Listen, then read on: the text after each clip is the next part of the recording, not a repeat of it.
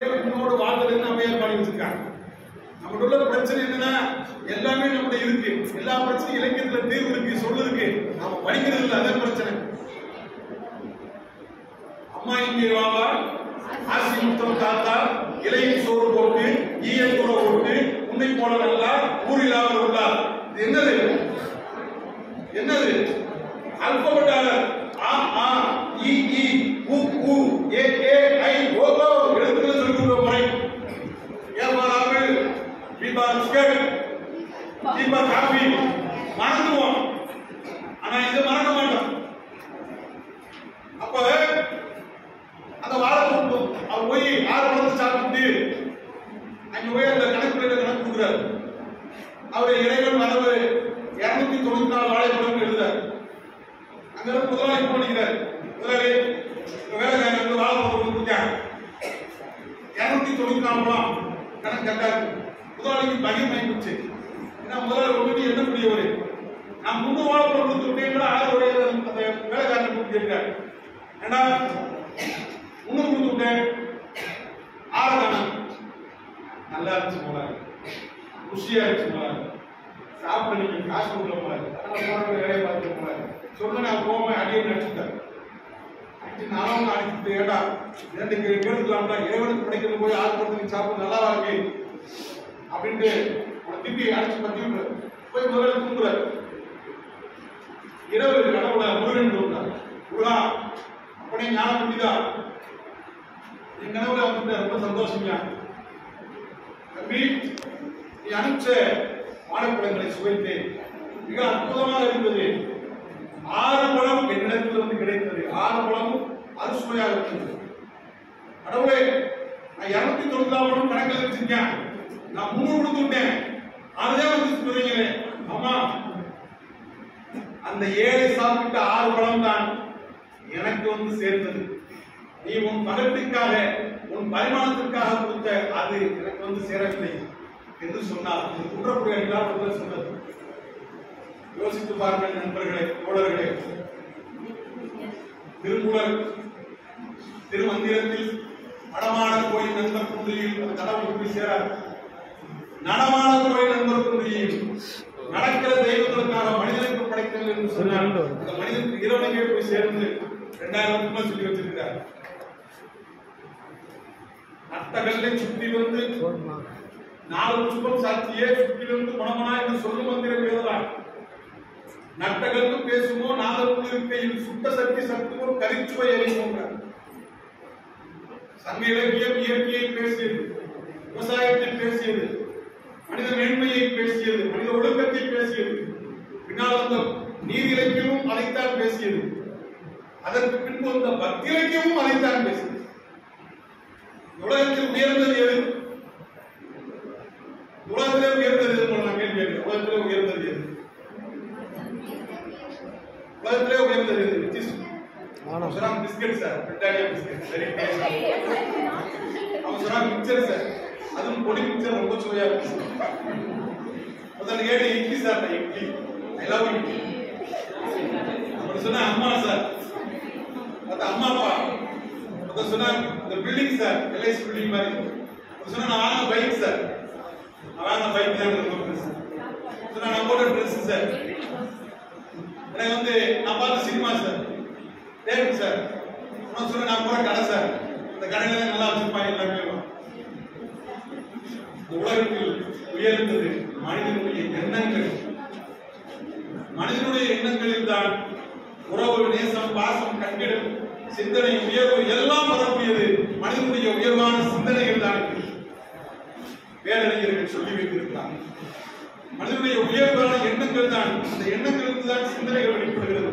அந்த சிந்தனைகளுக்கு தான் பல்வேறு தன்மைகள் வெளிப்படுகிறது என்று நாம் பார்க்கிறோம். நிறைய பழமொழிகளை மாற்றிட்டோம். நிறைய சினிமாவில் சொல்லுவாங்க, 1000 பொய் சொல்லி ஒரு கல்யாணம் பண்ணுது. யோசிச்சு பாருங்க, வாழ்க்கை ஆண்கள் கல்யாணத்துக்கு யாராவது பொய் சொல்லுவாங்களா? அந்த பழமொழிய உண்மையான அர்த்தம் 1000 பேரை வர சொல்லி, 1000 பேரை வாழ்த்த சொல்லி, 1000 பேரை வணங்க சொல்லி திருமணம் நடத்துறது அந்த பழமொழியோட உண்மையான அர்த்தம். இன்னொரு பழமொழி சொல்லுவாங்க, 1000 பேரை கொண்டவே அரை வைத்தியன். குழந்தை கேள்விப்படுகிறார். ஆக்சுவலா 1000 பேரை கொண்டவன குலகாரன் இல்ல இல்ல தீவிரவாதின்னு சொல்லணும். பைத்தியம் சொல்லலாம். ஆனா அந்த பழமொழியுடைய உண்மையான அர்த்தம் 1000 பேரை கொண்டவன், 1000 பேர்களை தெரிந்து கொண்டவன், 1000 பேர்களை அறிந்து கொண்டவன், அவன் தான் அறிவைத்தியன். எப்படி பழமொழி எப்படி மாற்றிப்பான்? அது ரொம்ப ஒரு வெறுப்பான பழமொழி. மாமியார் உடைச்சா மண்குடம், மரும உடைச்சா பொன்குடம் ஒரு பழமொழி வச்சிருப்பாங்க. இது எப்படி அந்த பழமொழி? நான் இந்த பழமொழிய உண்மையான அர்த்தம், மாமியார் உழைத்தால் மண்ணுக்கு ஆகும், மருமகள் உழைத்தால் பொண்ணுக்கு ஆகும். அந்த காலத்துல மாமியார் உழைச்சு நிறைய இடமா வாங்கி போடுவாங்களாம், மருமக வேலை செஞ்சு அலப்பமா வருகிற காசு வச்சு நகையா வாங்கி போடுவாங்களாம். அதனாலதான் மாமியார் உழைத்தால் மண்ணுக்கு ஆகும், மருமகள் உழைத்தால் பொண்ணுக்கு ஆகும். இந்த பழமொழியை எப்படி மாற்றி விட்டார்? நிறைய பழமொழியை நம்ம சௌகரியத்தை மாற்றி. அதுதான் நம்ம வாழ்க்கையில் ஒரு பெரிய விஷயமாக இருக்கிறது. இந்த அடி உதவும் போல அண்ணன் தம்பி உதவ மாட்டான். சின்ன பிள்ளையா இருக்கும் போது சேர்த்தவங்க எங்க அம்மா சொல்லுவாங்க, அடி உதவுற மாதிரி அண்ணன் தம்பி உதவ மாட்டான், அவனை பேசி சேர்த்தவங்க அடி நொறுக்கி விட்டுருவாங்க. நான் பின்னாடி தெரிந்து கொண்டேன் அந்த பழமொழிக்கு உண்மையான அர்த்தம், இறைவன் திருவடி உதவுவது போல் யாரும் உதவுவது இல்லை, அப்படி ஒரு அர்த்தம். இன்னொரு அர்த்தம், திருக்குறள் அடி, நாலடியாருக்குள்ள அடி, இந்த மாதிரி நல்ல தமிழ் பாடலடிகள் உதவுவது போல், அது சொல்லுகிற கருத்தை போல் யாரும் இங்கே உதவுவதில்லை என்பது ஒரு அர்த்தம். எத்தனை எத்தனை அற்புதமான சொற்கள், எத்தனை எத்தனை அற்புதமான தொடர்கள் கவிஞர்கள் உருவாக்கி வைத்திருக்கிறார். ஏன் யோசிச்சு பாருங்க, மா பூக்கும், மல்லிகை பூக்கும், தேக்கும் பூக்கும் அப்படின்னு ஒரு கவிதை. இது எழுதுனவர் வண்ணதாசன். எழுதுனவர் யாரு? வண்ணதாசன். எந்த கவிதை சொன்னாலும் யாரும் சொல்லிடணும். தண்டைவாளத்தில் ஒற்றைக்கு என் காதல், நீ நடந்து வருகிறாயா ரயில் வருகிறாய். இது பழனி பாரதியுடைய கவிதை. இந்த கவிதைக்கு என்ன அர்த்தம்? தண்டவாளத்துல பூத்த ஒத்த ரோஜாப்பூ என் காதல், நீ நடந்து வந்தா அந்த பூவை பார்த்துருவேன், உனக்கு என் மேல அன்பு வந்துடும், நீ ரயில வந்து அதை விரிச்சுட்டு போயிடுவேன். இதே பாதிப்பு நான் ஒரு கவிதை எழுதுறேன், பலிதவறிய ஆடு நான், பலிதவறிய ஆடு நான், உன் கையில் அடைக்கலமா கொடைக்கலமா, அரவணைச்சு அடைக்கலமா வச்சிருக்கியா, அதை வெட்டி பீஸ் பீஸா போட்டு குடல் குந்தாங்க கலந்து அடிச்சிருக்கியா? ஒரு ஆட்டை பார்த்தோடனே கண்ணுல தண்ணீர் வந்து அங்க வல்லவார போட்டு முடியல, வாயில தண்ணீர் வந்து அங்க வேற மாதிரி ஆச்சு. நான் வந்து கவிதை, மனிதவழிய ஆடு நான், உன் கையில் அடைக்கலாமா கொடைக்கலாமா, மாவு பூக்கும், மல்லிகை பூக்கும், தேக்கும் பூக்கும். சாதாரண வரிதான். கொஞ்சம் யோசிச்சு பார்த்தோம் சொற்களை எப்படி கவிதையாக்கலாம் ஒரு கவிஞர். மாமரம் பூக்கும், ஆனா மாமரத்தை பழத்த பொழுது நம்ம பார்ப்போம், பூவை பார்க்கல. மல்லிகை பூக்க மல்லிகை வாசனை உணரும். அது மாதிரி தாண்டா தேவுக்கு மரம் ஒரு மரம் இருக்கு, அதுவும் ஒரு மரம் தாண்டா. அது சும்மா தேவுக்கு செய்யலாம், கதவு செய்யலாம், நல்ல விலைக்கு போகும், விலையா பார்க்காத, அதுவும் ஒரு மரம். அந்த மரத்திலும் ஒரு பூ பூக்கும், அந்த பூவையும் நீ ரசிக்க கற்றுக்கொண்டு வண்ணதாசன் கவிதை. மா பூக்கும், மல்லிகை பூக்கும், தேக்கும் பூக்கும். இன்னொரு கவிதை சொன்னா, மரத்திலிருந்து விடும் இலையை பிடித்து விட்டேன், அதன் நடனத்தை என்னால் பிடிக்க முடியும். மரத்திலிருந்து கீழே விடும் இலையை பிடித்து விட்டேன், அதன் நடனத்தை என்னால் பிடிக்க முடியும். எல்லாம் எதையோ சாதித்தோம் நினைக்கிறீங்க. சாதனை என்பது அது இல்லை. மனித மனங்களை பிடிக்க முடியுமா? ஒரு கவிஞர் தான், என்னை உனக்கு பிடித்திருக்கிறது, உன்னை எனக்கு பிடித்திருக்கிறது, நம்மைத்தான் இங்கே யாருக்கும் பிடிக்கிறது. இது அறிவுடைய கவிதை. உன்னை எனக்கு பிடித்திருக்கிறது, என்னை உனக்கு பிடித்திருக்கிறது, நம்மைத்தான் இங்கே யாருக்கும் பிடிக்கிறது. ஒரு சொல்ல எப்படி கவிதையாக நவரன் ஒரு கவிஞர், அவர் எழுதுறாரு, அவன் வந்தான், நேற்று வந்தான், அவன் வந்தான், இன்று வரவில்லை. என்ன கவிதை? உண்மையை புரியலையே, அருமையா இருக்கு. கொஞ்சம் யோசிக்கிறோம், கூட யோசிக்கிறோம். இந்த ராமசாமி என்னை பார்க்க வராரு. ராமசாமி என்னை பார்க்க வந்து ஒரு 10,000 பணம் கொடுக்குறாரு, நிறைய பலகாரம் பழம் இதெல்லாம் வாங்கிட்டு வர்றாரு. ரொம்ப சந்தோஷமா இருக்கு. நேற்று வந்தான், அவன் வந்தான், ரொம்ப சந்தோஷமா இருந்துச்சு. நீங்க அதே ராமசாமி திருப்பி வர என்கிட்ட கடன் கேட்டு வர, இது வேற கடன் கொடுக்குறேன், ரொம்ப கஷ்டமா இருக்கு, எனக்கு எரிச்சலா இருக்கு. அவன் கொடுத்தது 10,000, அதை கேட்ட கூட போடா போது கொடுத்துக்கலாம். ஆனா எவ்வளவு கேட்கிறான்? 20,000 கேட்கிறான். அவன் வந்தான், நேற்று வந்தான், அவன் வந்தான், நேற்று வரவில்லை. நேற்று வந்த மகிழ்ச்சி இன்னைக்கு இல்லை. ஒரு விஷயத்துல ஒரு பக்கத்துல சாதாரண சொல்லிடுறாங்க. கவிதை மொழி உயர்த்துகிறது. நமக்கு வேண்டி இருந்த, நம்மை உயர்த்திய, நம்மை சிறப்பித்த இந்த மொழியை தான் கவிஞர்கள் ஆராதிக்கிறார்கள், கவிஞர்கள் கொண்டாடுகிறார்கள். ஔவையாருடைய தனிப்பாளர் உண்டு. நான் இன்னொரு 10 நிமிடத்துல உரையை முடிச்சுருவேன். ஒரு ஊர்ல போன கூட கைது குடிச்சுட்டாங்க. என்ன சொல்ல தெரியுமா? எத்துடன் என் உரையை குடித்து கொள்வது கூட கைது போட்டுட்டாங்க. அதான் ஒரு மணி நேரம் ஒரு போட்டு என்ன நீங்க பேச்சுனால என்ன வெறும் நகைச்சுவையா பேசிட்டு மாட்டிட்டாங்க. அப்படி இல்ல, ஏதாவது ஒரு 4 கருத்தை படித்த கருத்துல சொல்ல வேண்டும். ஏன்னா கல்லூரி கருத்தரங்கள் வேற, பொது மேடை பட்டிமன்ற மேடைகள் வேற. நகைச்சுவையா ஒரு நகைச்சுவை படிக்கிறது அள்ளி சொல்ல முடியும். அது இல்ல, ஏதாவது ஒரு 4 செய்தி, ஒரு செய்தி சொல்லிட்டு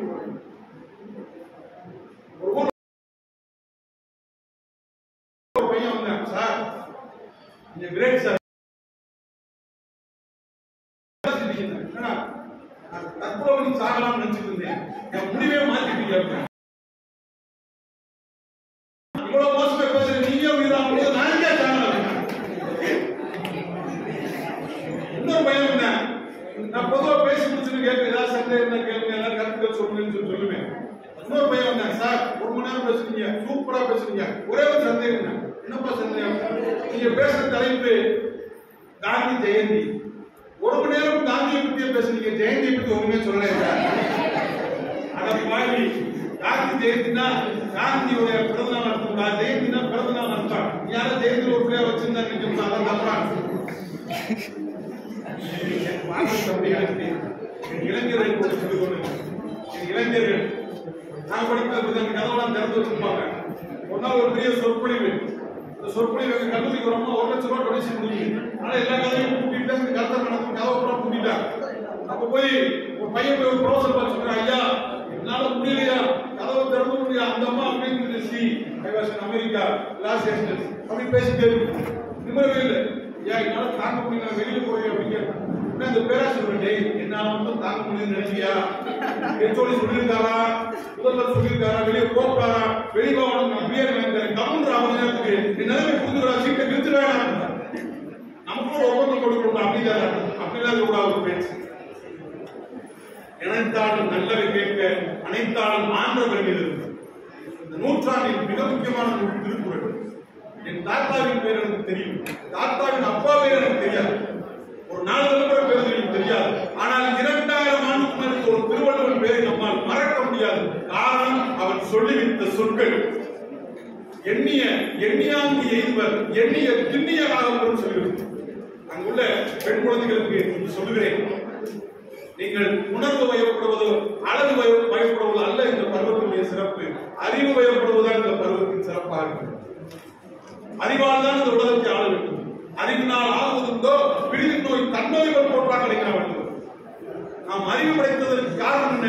பிறருடைய துன்பத்தை நம்முடைய துன்பம் போல நினைக்கின்றன. அப்படி சொல்லுங்க சாதாரண ஸ்டேட்மெண்ட். வள்ளுவன் எங்க உயர்ந்து நிற்கிறான்னா, பிறரின் நோய் போடல, பிரிவின் நோய் போட. மற்ற ஜீவராசிகளின் துன்பத்தையும் உன் அறிவு தீர்க்க வேண்டும். அப்படிப்பட்ட அறிவை நீ பெற வேண்டும். அறிவு அற்றம் தாக்கும் கருவி, செல்வாக்கும் உள்ளளிக்கல் ஆகாரம் என்று வள்ளுவன் சொல்லுகிறார். தூங்கற்க தூங்கி சேர்வாட, தூங்கற்க தூங்காத செய்யும் வினை. ஞாதனின் நீங்கியான் முதல் ஞாதனின் அதனின் என்று வள்ளுவன் சொல்லுகிறார்.